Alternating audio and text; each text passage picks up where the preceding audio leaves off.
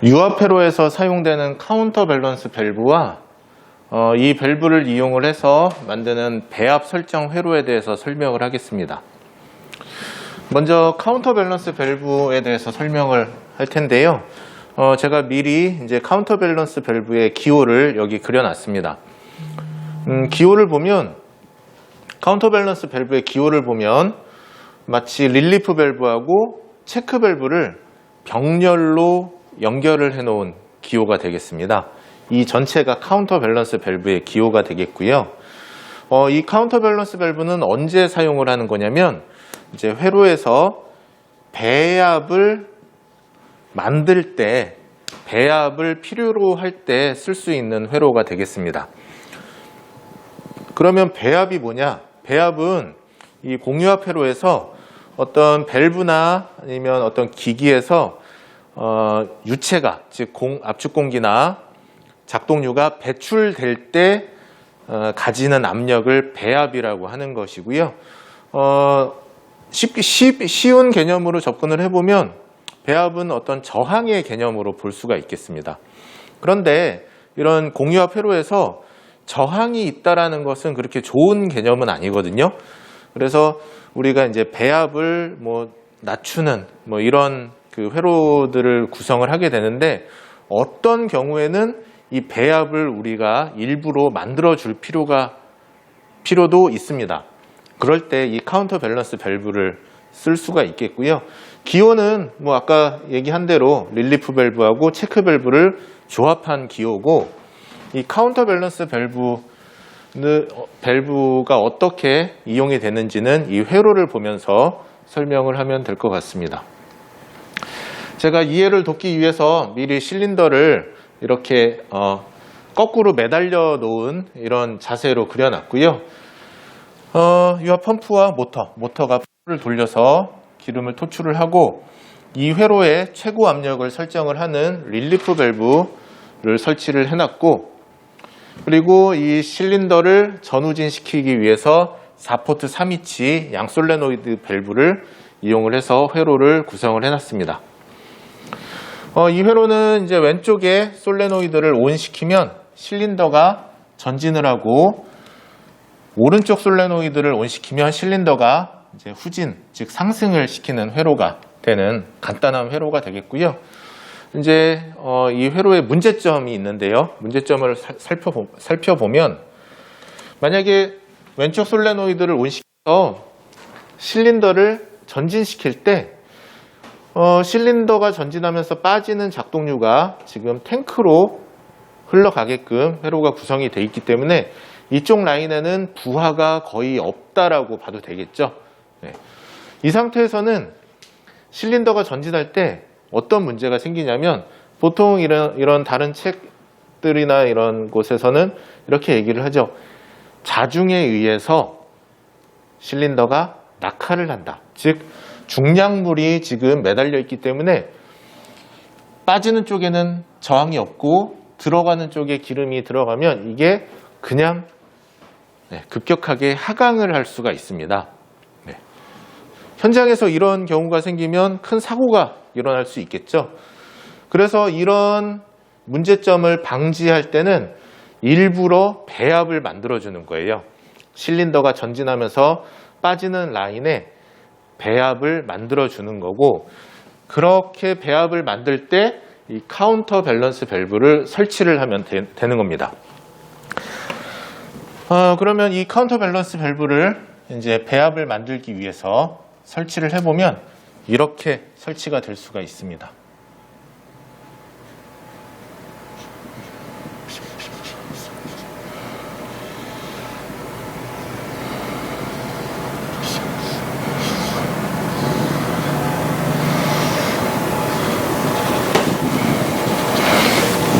이렇게 설치를 하면요, 동작을 다시 보겠습니다. 실린더가 전진을 할 때 전진시키기 위해서 들어가는 작동류가 있고 나오는 작동류가 있는데, 나오는 작동류가 체크 밸브 쪽으로는 지나갈 수가 없기 때문에 이 릴리프 밸브 쪽을 통과를 해야 됩니다. 그러면 이 통과를 하려면 우리가 여기다가 이제 이 통과할 수 있는 압력을 설정을 하게 되겠죠. 스프링을 조절을 해서. 그러면 릴리프 밸브의 입구 측의 압력이 이 릴리프 밸브를 열 수 있는 압력이 돼야지만 열어서 기름이 빠져나가게 되면 그러면 이쪽 라인에 배압이 형성이 돼서 실린더가 급격하게 떨어지는 것을 이 형성되는 배압으로 막아줄 수가 있겠죠. 이렇게 사용을 하는 것이고요. 반대로 이제 하강한 실린더를 올릴 때는 오른쪽 솔레노이드를 온시키면 기름이 체크 밸브를 통해서 흘러서 올릴 때는 별다른 문제가 없겠죠. 이렇게 올려서 동작을 하는 시스템이 되겠습니다. 그러면 이 카운터 밸런스 밸브를 쓸 때도 압력을 확인하기 위해서 압력 게이지를 같이 사용을 해야 되는데요. 압력 게이지를 어디에 설치를 할까요? 이쪽이 카운터 밸런스 밸브의 입구 측, 이쪽이 출구 측이라고 하면 입구 측에 설치를 해야지 이쪽 입구 측에 형성되는 배압을 확인할 수가 있겠죠. 그래서 카운터 밸런스 밸브도 설치를 하면 항상 압력 게이지를 같이 설치를 해줘야 됩니다. 이제 압력을 설정을 해야 되는데요. 예를 들어서 우리가 이 카운터 밸런스 밸브의 압력을 3메가파스칼로 해라라고 했을 때 그럼 이 압력을 어떻게 설정을 하는지, 이 말은 배압을 3메가파스칼로 하라는 의미가 되기 때문에 배압은 언제 형성이 되죠? 실린더에서 기름이 빠져나올 때 형성이 된다고 했으니까 이 압력을 설정을 하는 시기는 언제냐면은 우리가 시스템을 구성을 하고 시운전을 하면서 실린더가 전진을 하는 중에 압력 게이지를 보면서 설정을 해주는 겁니다. 그래야지만 전진을 하는 중에 빠져나오는 기름의 배압을 보기 때문에 전진을 하는 중에 압력 게이지를 보면서 이 요구되는 압력이 되도록 세팅을 해주는 겁니다. 즉 전진할 때의 압력이 3이 돼야 된다. 이렇게 설정을 하는 것이고요. 이렇게 하면 이제 카운터 밸런스 밸브에 대한 설명과 이제 사용하는 회로에 대해서 설명을 마치는 건데, 이제 추가적으로 여러분들한테 좀 설명을 해줄 게 있습니다. 만약에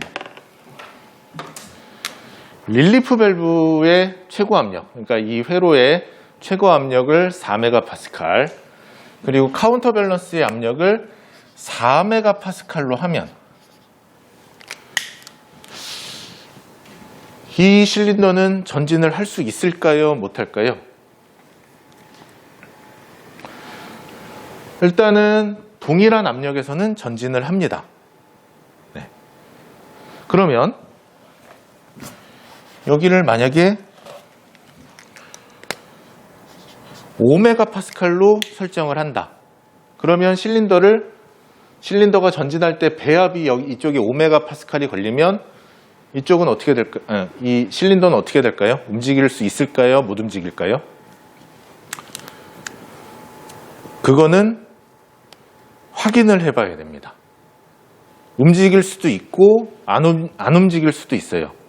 그게 왜 그러냐면 이제 여러분들이 이런 시스템을 볼 때 조금 오해를 할 수 있는 부분이, 상식적으로 그렇죠. 공급하는 최대 압력이 4메가파스칼.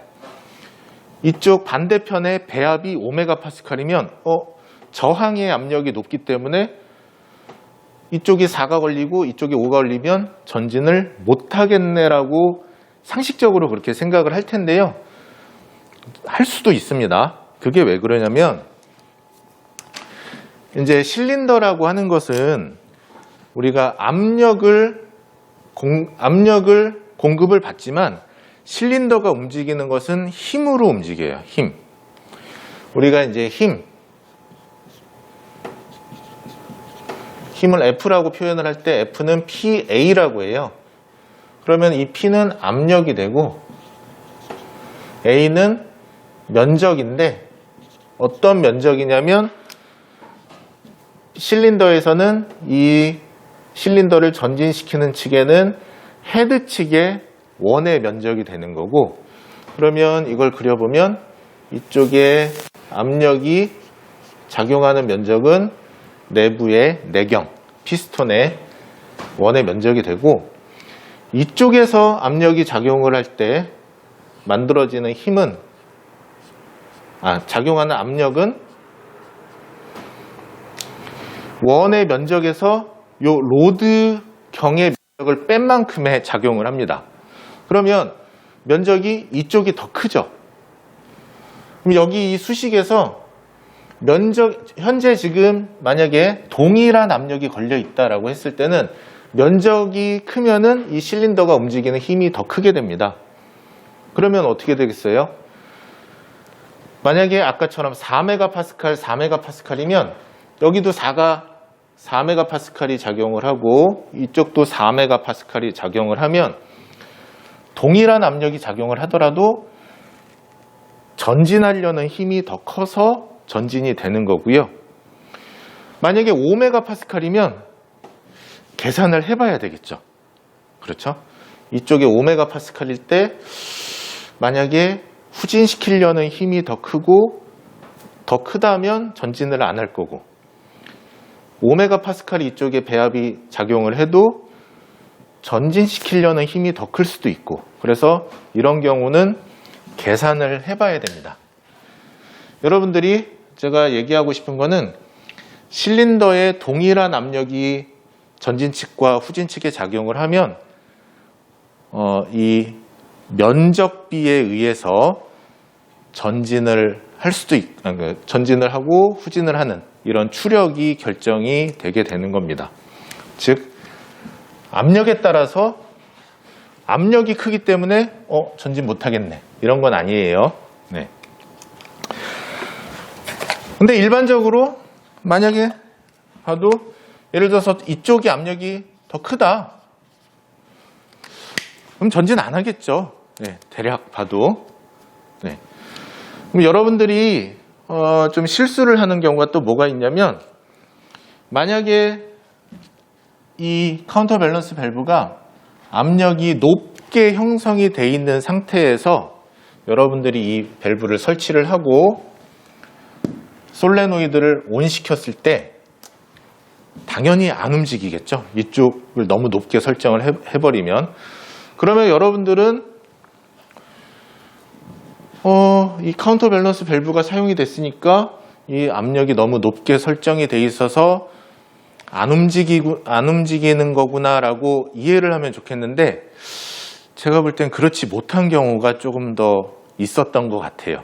그러니까 이걸 풀어주면 움직이는데 안 움직이니까 이제 다른 쪽을 손을 보는 거죠. 전기 회로를 바꾸든지 뭐 이런 식의 대응을 많이 하는 것 같았습니다. 그래서 여러분들이 이 카운터 밸런스 밸브에 대해서 어느 정도 이해를 하고 있으면 그런 문제점을 만났을 때 해결을 잘 할 수도 있을 것 같습니다. 그러면 여기까지 해서 카운터 밸런스 밸브와 이 카운터 밸런스 밸브를 이용하는 회로에 대해서 마치겠습니다.